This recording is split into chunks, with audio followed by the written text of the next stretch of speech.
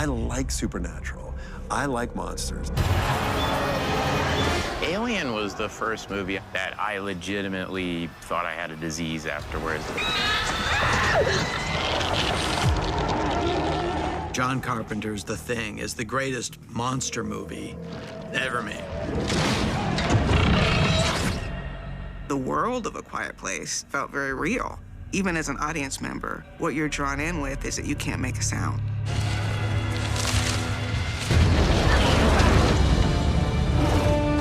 I don't think of King Kong as a monster because you love him. The real monsters are those bastards shooting him. It's a complete metaphor for the tribulations of the black male in American white society. Monsters are different things to different people.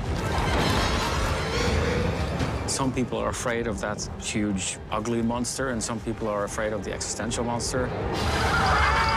But if you can't kill it, well, there's no real story.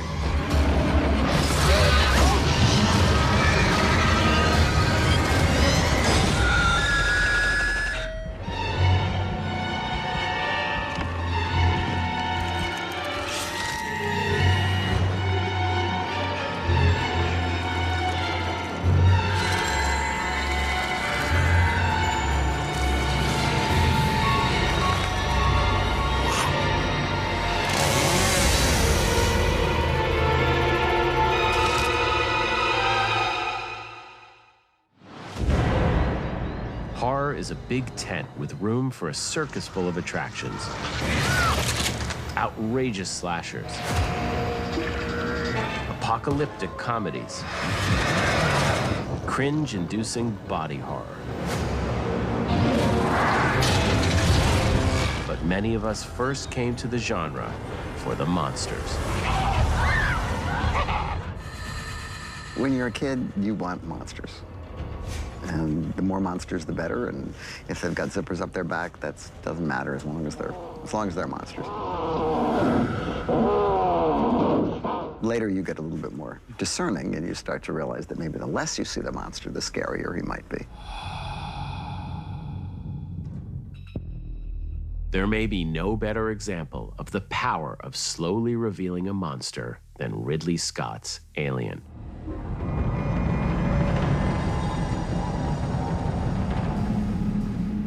Alien was the first movie I saw that I legitimately thought I had a disease afterwards. It made me so incredibly anxious and uncomfortable.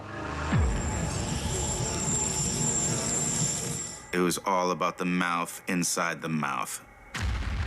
That shiny, slick chrome dome with the mouth that comes out.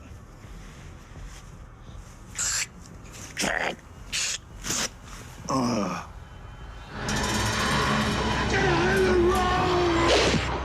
Alien grew out of a film called Dark Star, made by two promising USC film students, John Carpenter and Dan O'Bannon.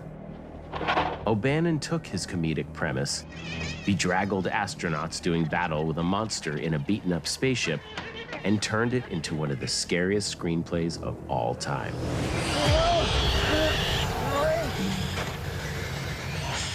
Alien tells the story of a commercial starship crew diverted from their mission by a mysterious order from their employers, known only as the Company.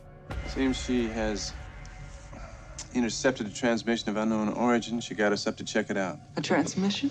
Out here? Yeah. The film's main characters are beleaguered Captain Dallas, no-nonsense warrant officer Ripley, and Ash, the science officer with a hidden agenda. They come upon these eggs on a planet, and while exploring, one of them is infected. The creature, which would come to be known as a face hugger, has attached itself to his face. Nobody knows what's going on. And then, of course, all hell breaks loose.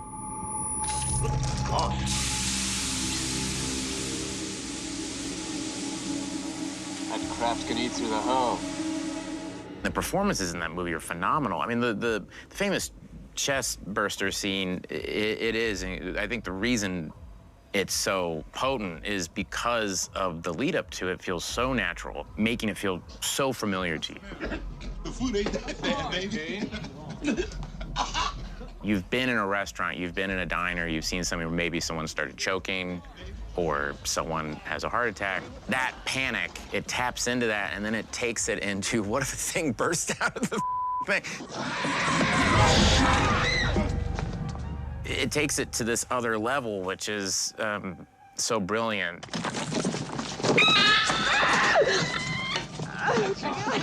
Oh, God! It's obviously this kind of perverse, gender-reversed birth scene, right?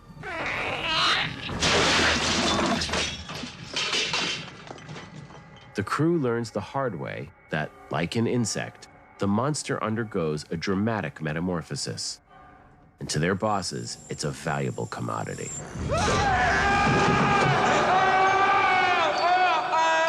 They have no way of understanding what they're up against. The corporation is hiding it from them. The only person on the crew who understands is the robot, the AI guy, you know, who's lying the whole time. The company views its employees as expendable, but the creature, which is not even a person or a being of any kind, is more valuable than the people that they have employed. There is an explanation for this, you know. Alien's dark view of labor relations was a challenge to the status quo, as was the film's disturbing production design, which powerfully associated sex with death. H.R. Giger's biomechanical designs played on the audience's deepest sexual anxieties. There is this Freudian term, overdetermination. An object in a dream may have 15, 20, 1,000 different meanings. Alien is probably the greatest example of a movie that's overdetermined in every possible direction, because you have this spaceship that is basically shaped like the lower half of a woman's body with this vast vaginal opening in it. And inside this vaginal opening are these eggs that pop open and reveal these marauding penises that impregnate people through their mouths and make them burst open and give birth to further marauding penises. This is the essence of overdetermination. How do you pick this apart? The film's sexual politics, subversive for its time, are embodied in the figure of Ripley, played by Alien's breakout star, Sigourney Weaver. Alien, 1979, had a female hero, an unexpected female hero. Who gets to go into the vent? No. Ridley Scott sets up the movie where Dallas is the hero, until Dallas is killed.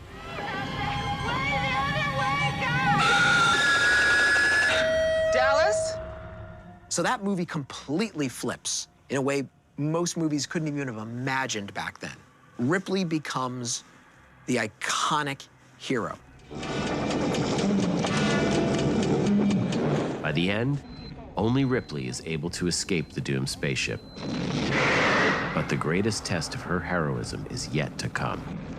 I think it is one of the most terrifying scenes in any movie is that last part of Alien. When she's alone in the escape pod, she's gonna go to sleep, it's gonna be fine, and then she realizes the alien's in there and it's in the wall. It's like getting in your car and realizing there's a big python in the back seat. And you turn around and the thing just starts to kind of uncoil. And at some point it's gonna realize I'm in the car with it. and this is not gonna be good. What do I do? You know, it's just one of those wonderful, like, so well-conceived moments of horrific suspense.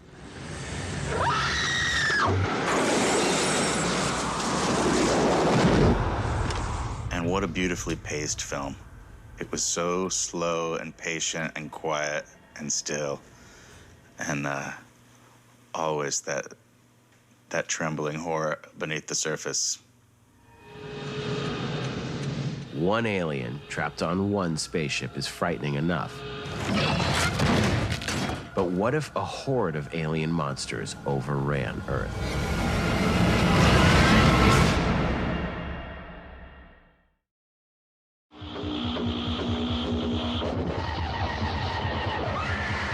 Monsters from outer space invading planet Earth.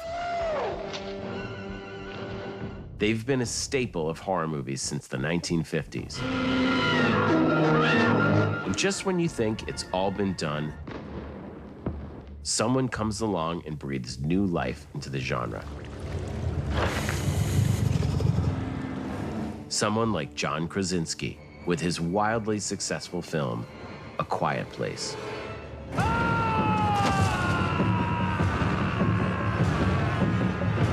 The plot of A Quiet Place is that a new invasive predatory species has attacked the human race.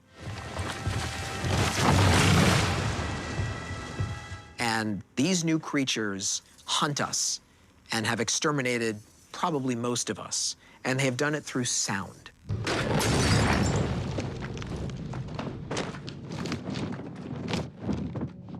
So the only way humans are going to survive is if they stay quiet.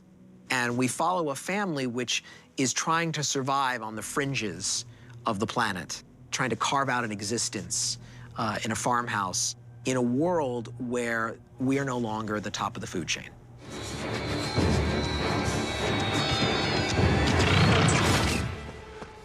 You're immediately thrown into this world where you got John Krasinski and Emily Blunt and their family who are just, they've got a ritual now.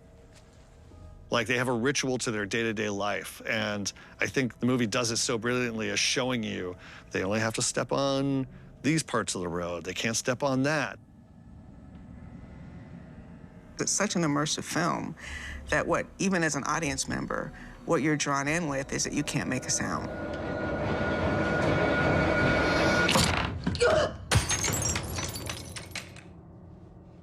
Even the people eating popcorn next to you are making you jump.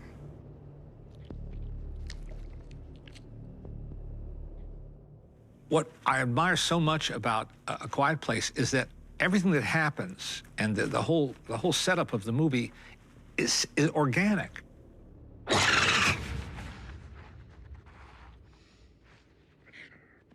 The idea of sound being the enemy, really.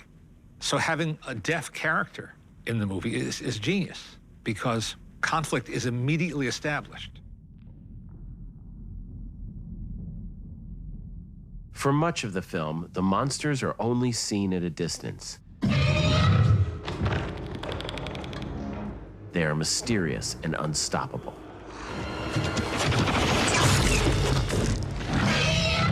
When you can't see them clearly, your imagination goes to work. What must they be like? How revolting are they?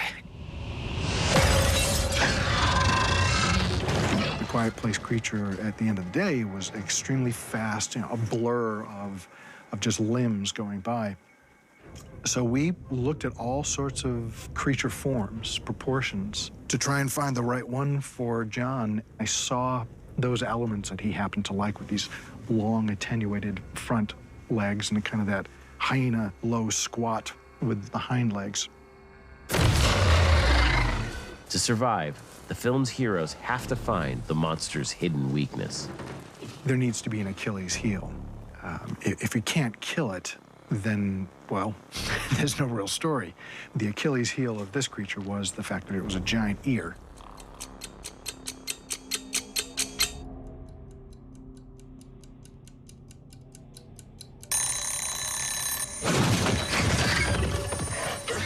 Having this Achilles heel allowed there to be a way to have a narrative arc that we have this discovery and we have a weapon now to hopefully take them down.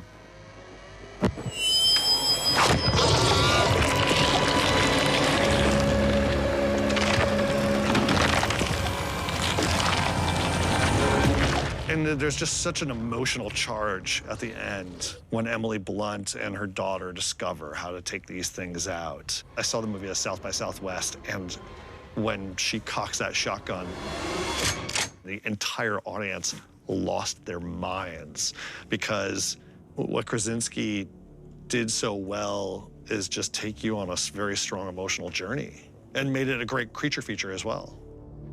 A Quiet Place had a message about humanity that is now more relevant than ever. What will save us in the end from destroying ourselves is our ability to adapt.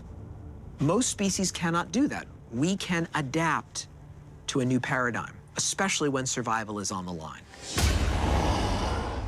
The aliens in A Quiet Place were forces of unstoppable evil. But one of the most famous monsters of all time is neither good nor evil. He's simply Kong.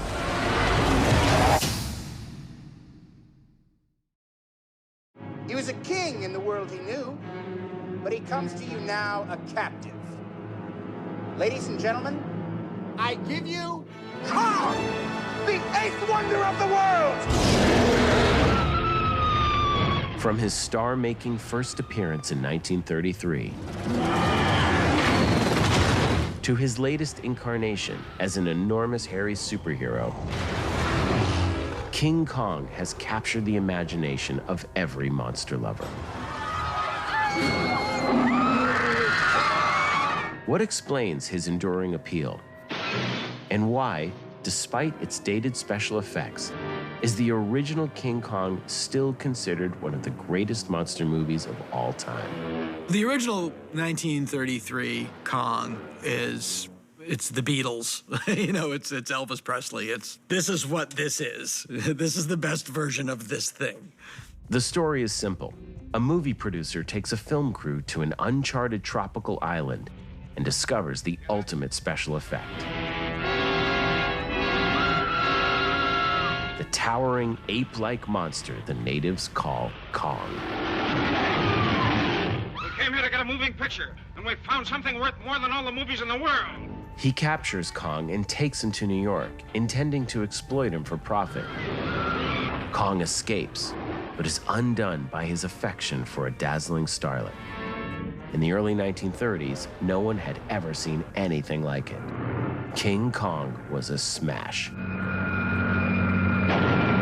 Even though it was made in 1933, the effects, the stop-motion animation of the King Kong character by Willis O'Brien is just really incredibly entertaining.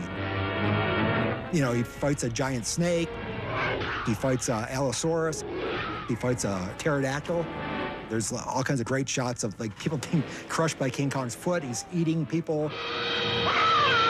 He's destroying things. So it's really a movie that really delivers.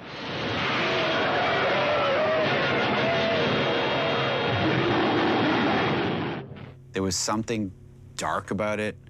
The black and white just makes it otherworldly. And it's the weird sexual edge of it with the, Kong and, Ann Darrow. And none of the other movies ever came near it. When you look at The White Woman in Peril, which was such a big deal back in the era when King Kong was made, this idea of black male energy as a menace, and as a menace specifically to white women, and King Kong, it seems kind of obvious that there are racial undercurrents.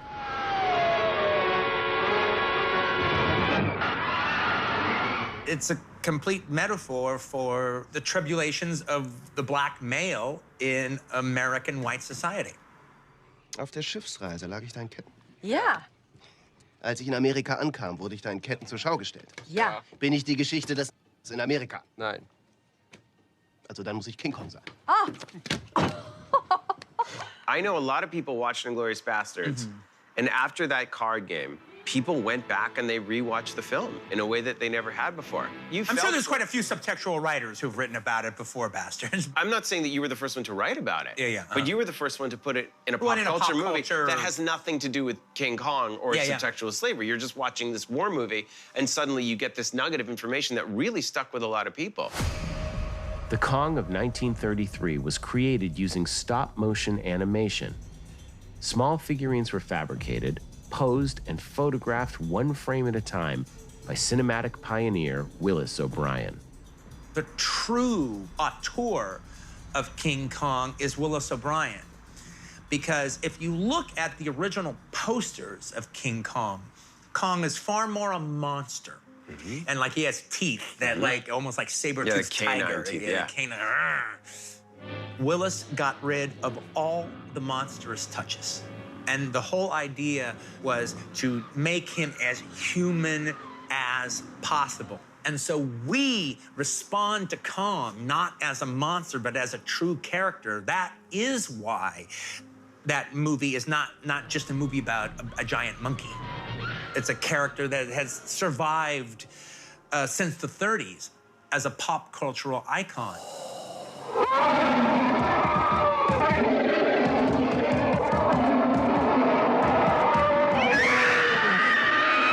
King Kong was so iconic that no one dared to remake it until maverick producer Dino De Laurentiis mounted a production in the mid-1970s. My relationship with King Kong started really with the 70s King Kong, with Jeff Bridges and Jessica Lange. That was amazing to me as a kid. King Kong is mostly played by Rick Baker, who's an incredible makeup artist, one of the great guys, and built this incredible ape suit and really played the character of Kong. He wore the mask, and of course the eyes were his with contact lenses, and I think that was really key. You know, everything else, the facial movements, all of that was done via animatronics.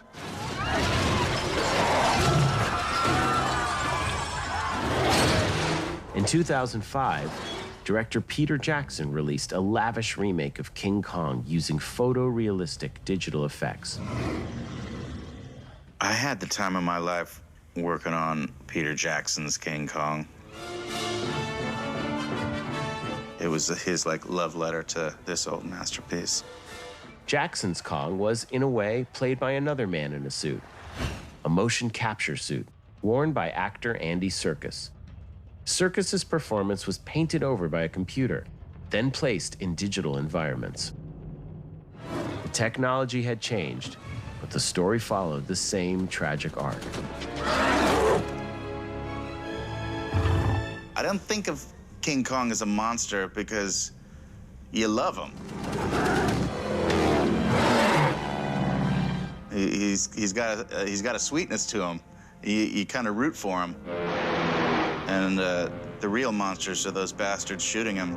Well, Denham, the airplane's got him. Oh, no. It wasn't the airplanes. It was beauty killed the beast. But no monster with good box office truly dies.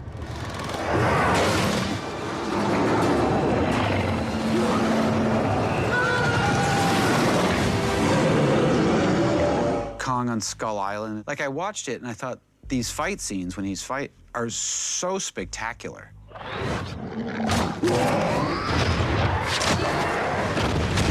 But I feel like I don't care that I'm watching at the same time.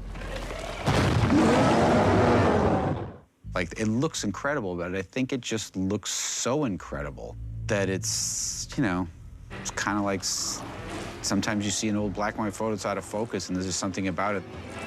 Each remake of it comes out and within 10 years is made obsolete. Because all their special effects have moved on and now it's a whole different thing. But the original King Kong always will be a go-to to both film fans, children seeing the movie, anything.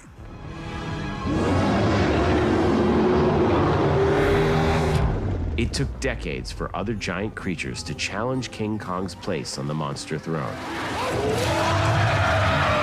When they came in droves.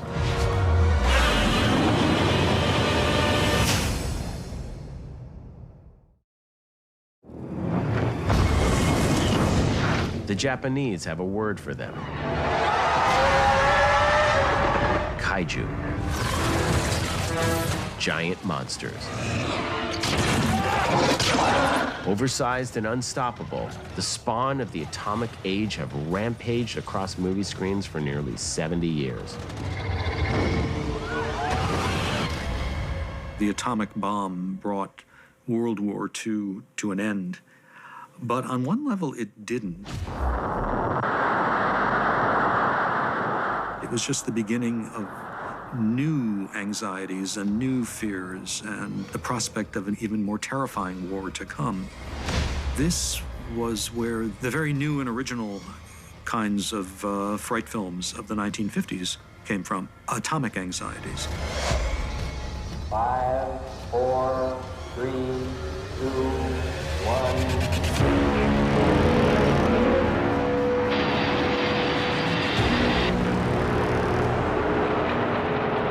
To Japanese audiences, the nightmarish imagery of Ishiro Honda's Godzilla was a jarring reminder of a national trauma. It was made just 9 years after atomic bombs leveled the cities of Hiroshima and Nagasaki.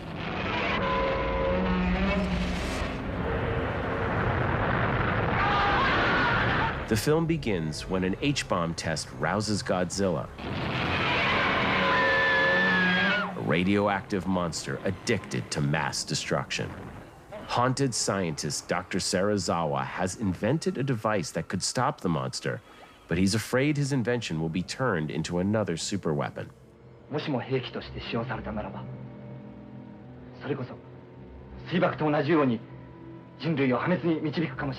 was a very somber film. There was nothing campy about that very first Godzilla film. It's a very disturbing film, even today.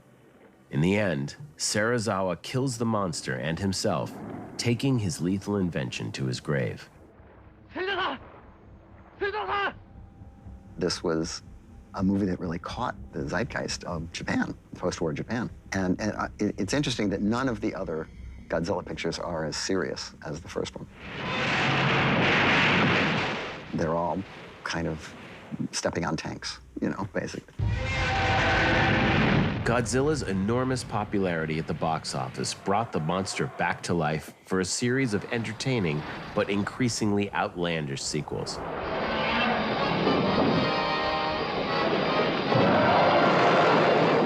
With sequel after sequel and reappearance after reappearance, Godzilla ultimately became a kind of a creature of fun. Only then to be resurrected as a terrifying monster again.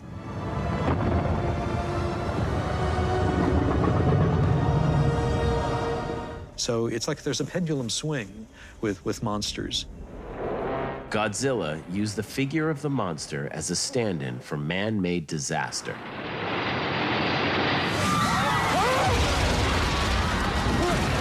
The same can be said of Cloverfield. Cloverfield is probably one of my favorite monster movies of recent memory. Take Godzilla, but filter it through a found footage movie and make it feel very grounded and feel very real. Cloverfield tells the story of a group of friends trying to survive a giant monster attack on New York City.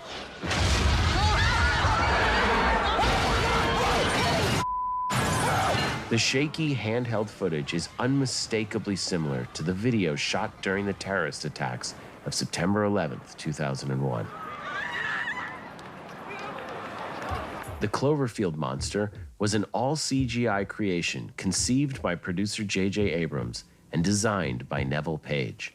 J.J. didn't really specify at the beginning anything other than he wanted to be large and terrifying. It's a newborn, and this infant is horrified and afraid of this new world that's going on around him. And that gave us motivation to crash into buildings. As it's turning around, it's clumsy. It's just starting to develop its ability to walk. Tapping into the memories of the chaos of the 9/11 attacks grounded Cloverfield in real-life horror. And it gave audiences a safe way to deal with national trauma. As a filmmaker, as a storyteller, a writer, or whatever it is, you will be fed with the emotions of the world you live in at the time, and it will come out somehow creatively. Definitely horror movies in general, and possibly also monsters more specifically, are a product of their world. In the paranoid world of John Carpenter's The Thing, anyone can be a monster in disguise.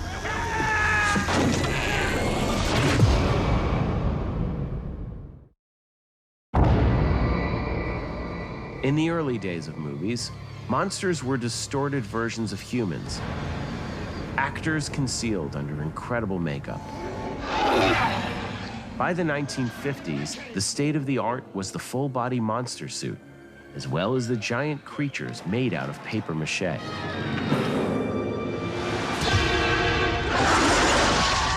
In the 1980s, there was another seismic shift.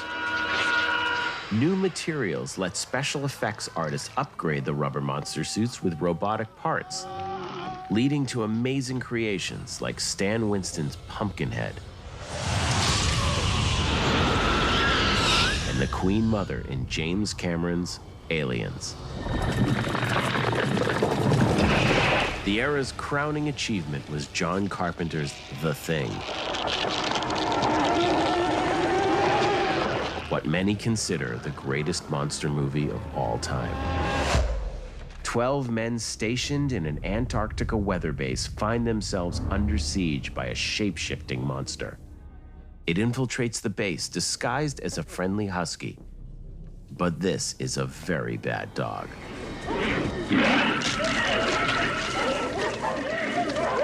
The creature effects were so mind-blowing and so outrageous because there were no rules to the monster. So the first time that the dog goes into the kennel and splits open and just starts turning into the... I didn't even know where to look or what to think. Special effects wizard Rob Bottin created an ever-changing monster. An alien shapeshifter that absorbed bits and pieces of life forms from around the galaxy and can imitate anything it touches. What's great about that film and the creature designs in The Thing is the fact that it's trying to evolve in a very short period of time. In each version, it's a bit of a mess.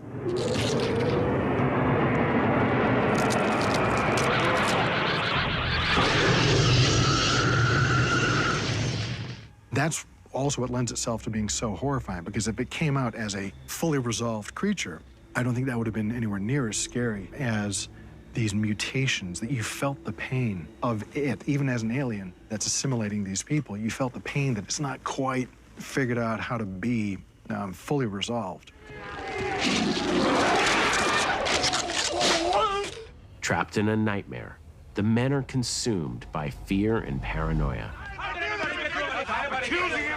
Any one of them could be the monster in disguise. It all kind of deals with the fear of conformity, but also trusting people. I think that's a thing that a lot of people fear, you know? Trust's a tough thing to come by these days. The Thing, for a film that has some of the best monster effects of all time, even by today's standards, still the most tense scene revolves around them giving a blood test. You see, when a man bleeds, it's just tissue. The blood from one of you things won't obey when it's attacked. Because you haven't seen like a massive shape-shifting monster in your lifetime, but everybody's cut their thumb. Everybody knows what that feels like.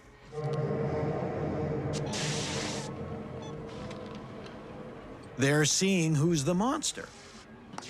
And that's a beautiful analogy of, you know, life. Like, you know, the banality of evil. The monster could be sitting right here. Ted Bundy looked like a normal guy. Palmer now. It climaxes in such a great shock where they're holding the Petri dish. So it wasn't until I watched it for the third time that I realized, oh, this is like a fake hand that he's holding. And it's a fake hand because a monster is going to go wah, out of the Petri dish. We'll do you last.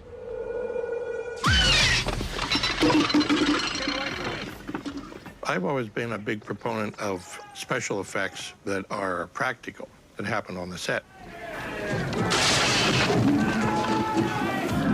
In The Thing, the chest that splits open really sort of amazed everybody standing around. Clear! Clear. As a result, you get a reaction, I think, from the characters and the actors that is a lot more significant than if they were just looking at a green object. For an aggressively violent film, The Thing ends on a note of quiet paranoia. Two men about to die, neither one sure if the other is the monster. Won't last long, though. Neither will we. The Thing is now considered a classic, but the film's horrific imagery did not go over well in 1982. Well, The Thing had the unfortunate bad luck to come out right after E.T. And people were looking for lovable aliens, and they certainly didn't get any in The Thing. I just remember how devastated everybody was that the picture didn't, not only it didn't open, it got bad reviews. People are saying, you know, this is practically pornography. This is so violent. Obviously, it stood the test of time, and now, you know, people have a chance to appreciate it. Today, the ever-improving quality of digital effects makes it possible to bring even stranger monsters to the screen, drawn from the darkest parts of our psyches. Stop following me! I'm gonna get you out of here.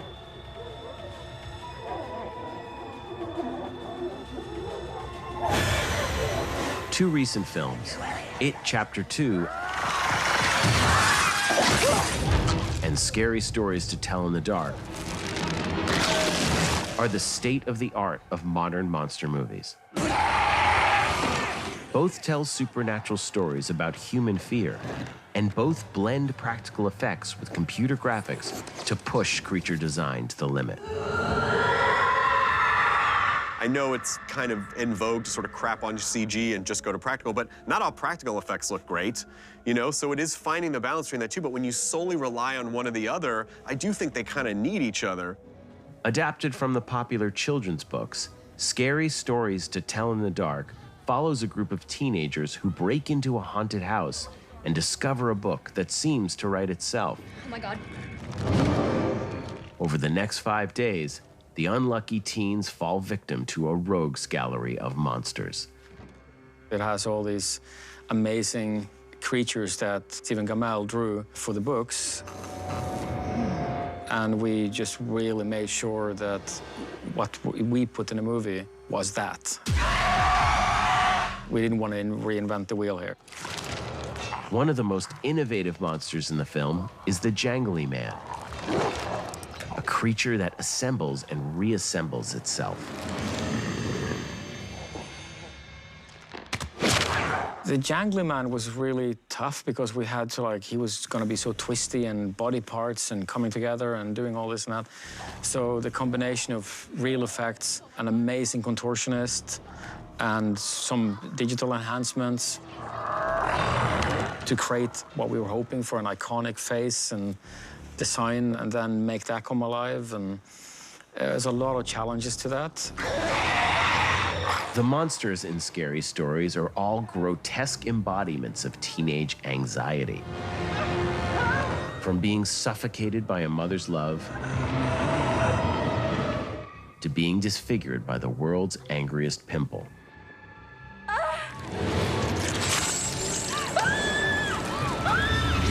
Confronting the fears of youth is also the central theme of It Chapter 2, the sequel to Andy Muschietti's 2017 adaptation of Stephen King's It. Kiss me, fat boy. The now adult members of the Losers Club return to the town of Derry, Maine, to do final battle against their childhood nemesis, Oh, dirty little secret. Pennywise the Clown. Bill Skarsgård once again plays the demonic shapeshifter Pennywise. Supposed to say 3. With the help of CGI, his body constantly twists and morphs into terrible new shapes that match his victims' fears. I go practical as much as I can, but there's a limit, and like a lot of people complain about CG, but CG can be great if you bring an original design and it's executed properly. I tend to draw a lot. All the creatures that appear in my movies, I sketch first. One creature effect calls back to a famous monster of the movies. I love horror movies. I grew up loving monster movies and loving those kind of films. And I was like, well, if you have a head that turns into a spider, I mean, that's from The Thing. And Andy was like, yeah, I know, yeah. And we talked about it. I was like, oh, I should say... You gotta be kidding. And I remember we watched it on my phone, you know, to make sure we got the line right, and I said it in the right cadence. You gotta be kidding.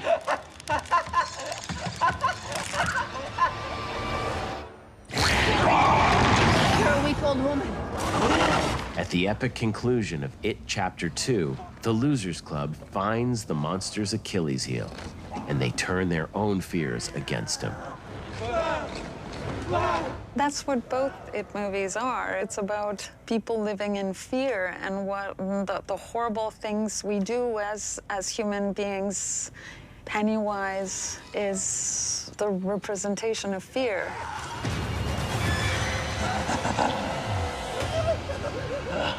That's why we make movies. We want people to see these movies and try to understand that that's the worst thing we can do, live in fear.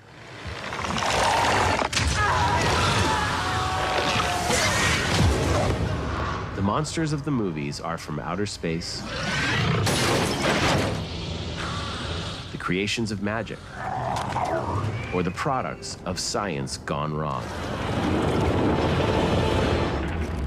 But whatever they look like and wherever they're from, at heart, they are all walking, crawling, or slithering representations of our very human fears.